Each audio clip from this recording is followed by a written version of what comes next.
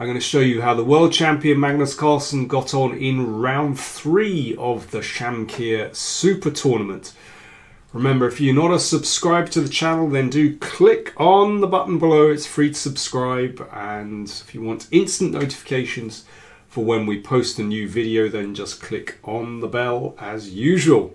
So let's take a look at this game. So Carlsen with the black pieces, playing against David Navara from the Czech Republic, a very enterprising player, a really interesting player. And David is usually up for a fight, and this is very brave of him. He goes into Carlsen's Sveshnikov variation, which of course Carlsen used in the World Championship match in the autumn against Caruana. And pretty successfully, has to be said. And Navara repeats exactly the line that Caruana used. So this gives White a queenside pawn majority, but Black has a kingside pawn majority. So straight away we have, that's this tension in the position. And Navara goes for exactly the same line as Caruana. You can play c4 there instead, but instead advances on the queen side. And we're following exactly 2 of those Caruana-Carlsen games, where in one game Caruana played b4, and another he played bishop d2. And of course, Carlsen would know this very well. I think it's really interesting that Carlsen is having the benefit of all this preparation he did for the World Championship match.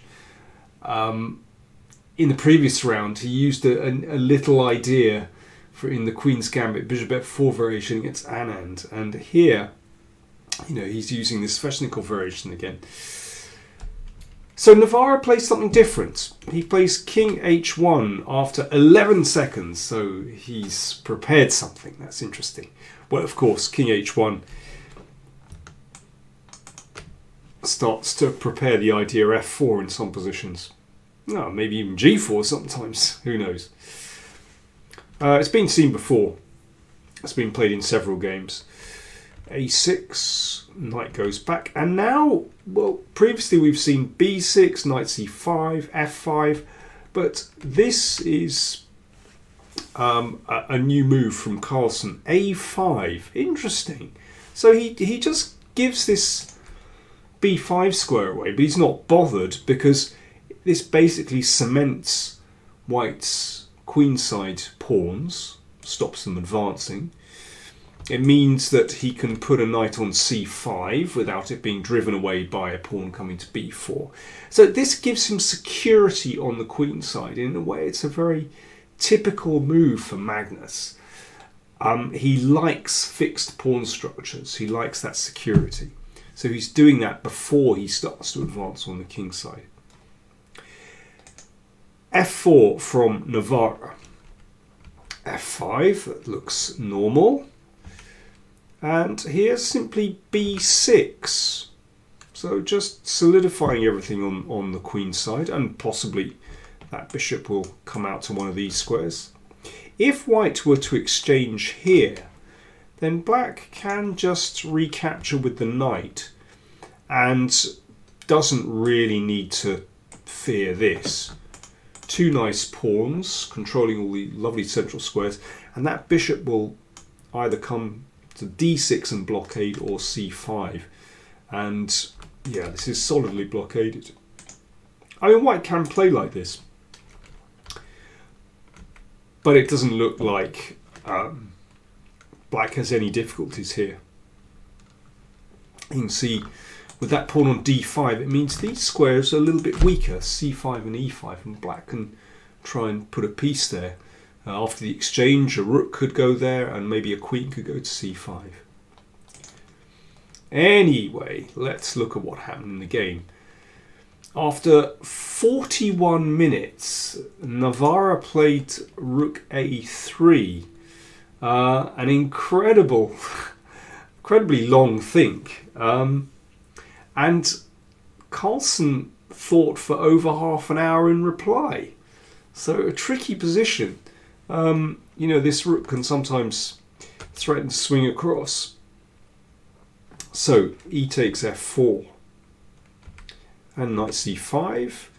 See, that pawn on f5 protects the e4 square, so it could conceivably support the knight coming over.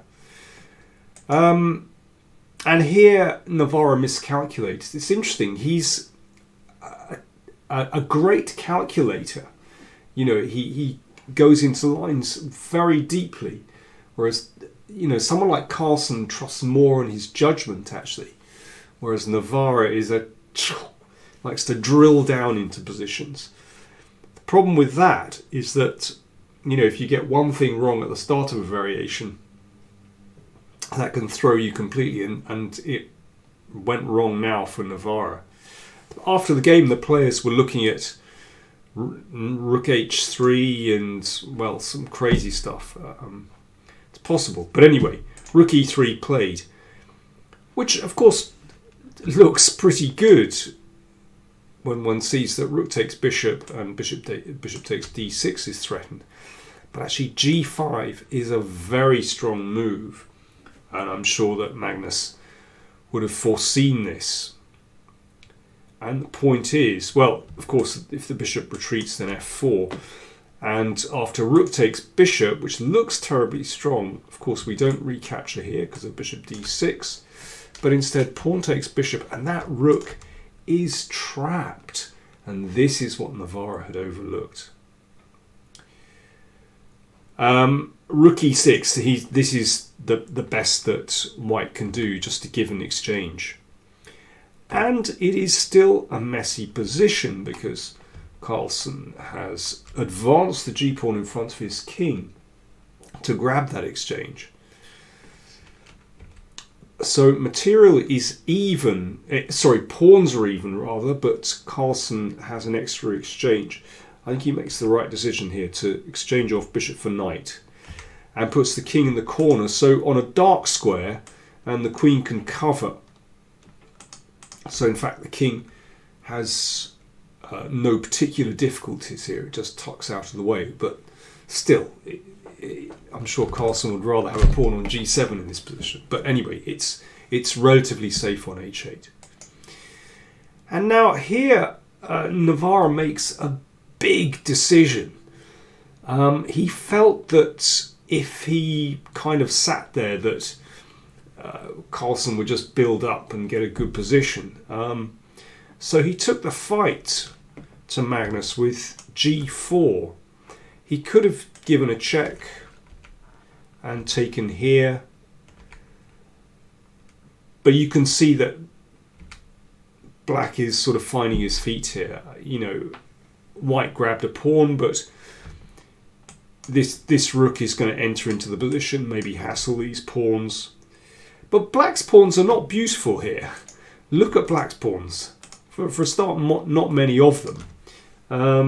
And they're all isolated. So I think winning this position would still be quite a task. But g4 is risky. Very risky, because it opens up the king. Navara felt that he had to stir things up. It's always this really tough call, whether you sit there and you know, try to hold your position, or whether you leap forward. So he's going to win the pawn on f5, but he's managed to expose his own king to some extent. And now rook f6 blockades the pawn, and Carlsen is consolidating. Queen c5, looking for an exchange of queens. Doesn't do it yet, gives a check, and then comes back, thinks better of it. They've repeated the position, but now Carlsen exchanges queens. So it's bishop and pawn against the rook. And yes, still quite a tricky task for Carlsen to convert this. Very difficult indeed, actually. As a general rule in this kind of endgame, when you're the exchange up, then if you can exchange rooks, then normally that is a huge step forward.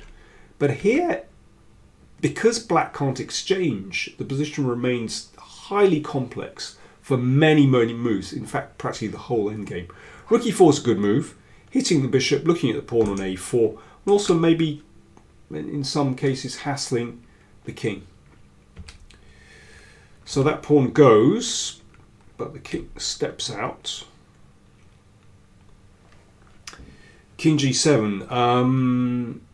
Yeah, after the game they discussed other moves, but I mean king g7 looks logical to bring the king out, and well, typical for Carlsen actually, that he wants to try and regain the initiative and doesn't mind giving up a pawn, but now he's got his king activated and his king is going to assist the rooks in attacking the king. So rook h6, there we go, both rooks about to enter into the attack.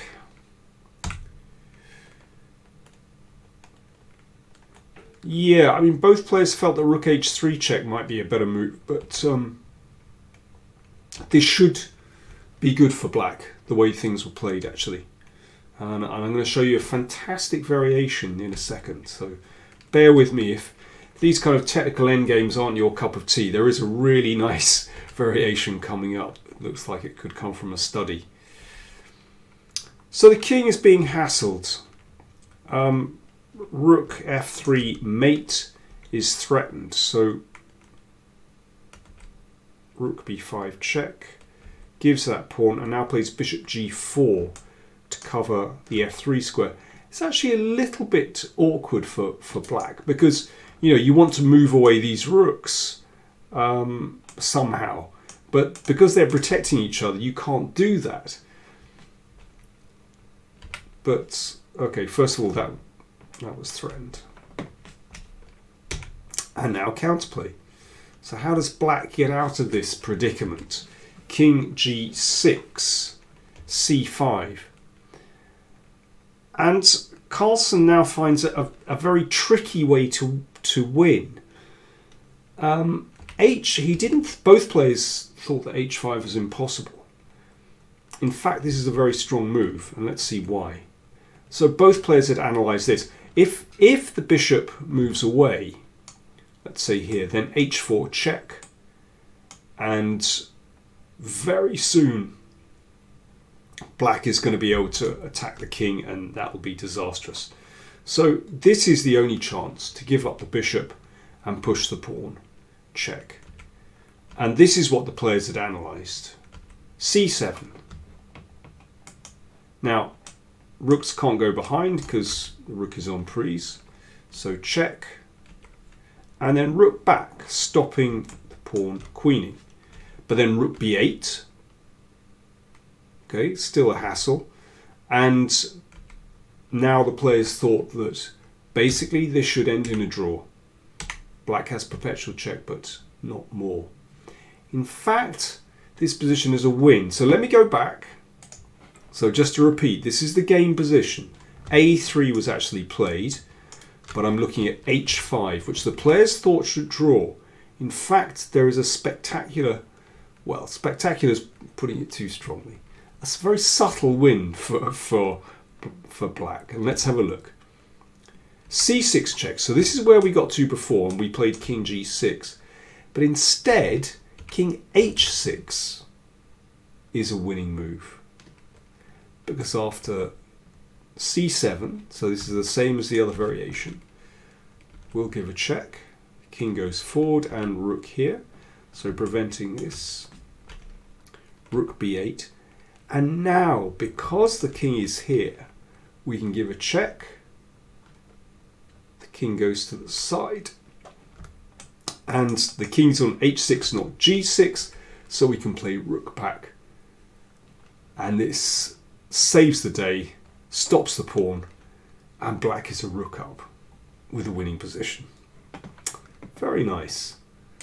So the players both missed that. However, Carlsen found an alternative way to win, which was with a3. Giving up this pawn, and only then h5. And the point is this: if we go for this same variation, bishop check and c6, his idea is this, that he gives a check. And now the c3 square is available. Remember, that pawn was standing on b2, but we've got rid of it. And the rook simply goes behind the pawn, takes the pawn, blacks a rook up. So that's the justification for giving up this pawn. Very clever. After h5, things are winning for black. And actually, there's a really nice finish. So watch out for that one as well. Rook b4. The rook goes back. And now the bishop is in a bit of trouble, or I should say the king is in some trouble here, actually. So bishop d1, and now we can hassle the bishop. And rook d3. Pin and win. So rook f4 forced. We give a check. Of course, that can't be taken by anything because lumps will drop.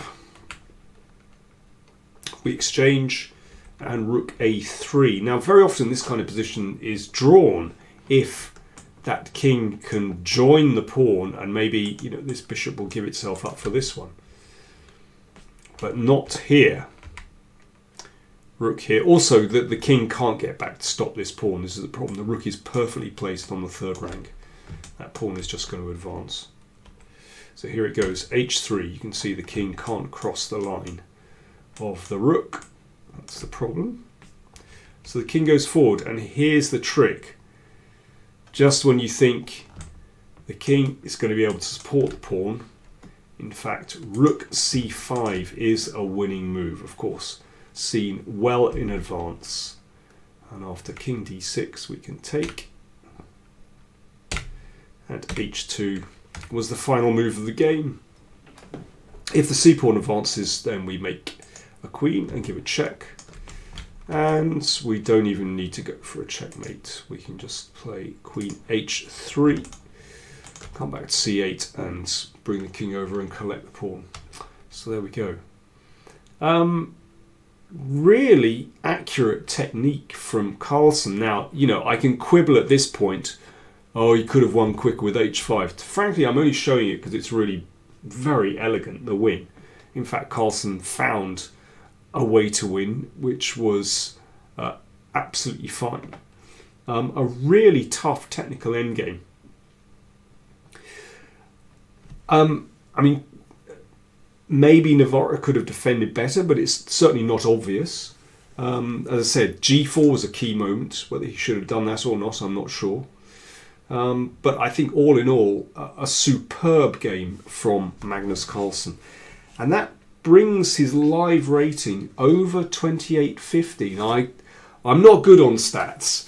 I can't remember the last time Carlsen was over 2850. But still, anyway, he's there again. And it seems to be he hasn't been there for a long time. And numbers 2 and 3, Caruana 2816 and Ding Liren 2811. Those are the only players above 2800 now, apart from Carlsen. And there is a big gap between them now. So great game from Carlsen. Thanks for watching. More videos coming soon.